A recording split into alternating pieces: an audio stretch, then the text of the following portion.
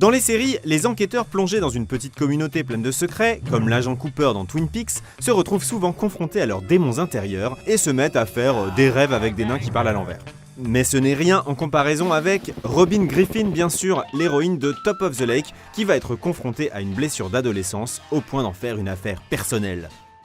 Lake Top, Nouvelle-Zélande. Une communauté vivant près d'un lac est secouée par la disparition d'une enfant de 12 ans, enceinte après avoir été violée. L'enquêtrice Robin Griffin est sollicitée pour cette enquête qui résonne avec son propre traumatisme. Déterminée, Robin va s'efforcer à trouver le coupable dans cette communauté dominée par des mâles alpha rustres qu'elle avait quittés pour recommencer une vie à Sydney. La quête de cette jeune femme à la fois impavide et vulnérable va virer à l'obsession et lui permettre au passage de régler ses comptes en envoyant une petite fléchette à un gros mufle dans un bar ou en plantant un tesson de bouteille dans l'un de ses violeurs.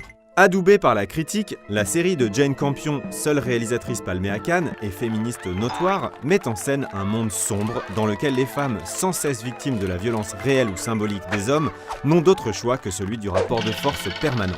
Une représentation qui a valu à la réalisatrice d'être taxée de misandrie par certains, reprochant une vision caricaturale de la masculinité dans laquelle les hommes sont dépeints comme des violeurs, des pédophiles ou des brutes épaisses. Oh, les pauvres petits chouchous. À cette polémique, Jane Campion répondra qu'elle n'éprouve aucune haine des hommes, qu'elle s'est attachée à décrire des personnages complexes et ambivalents et que Top of the Lake n'est pas qu'une confrontation de vagin et de pénis. Reste que la domination des hommes sur les femmes a toujours été le sujet de prédilection de la réalisatrice. Et que jusqu'à preuve du contraire, ce sujet est tout sauf de la fiction.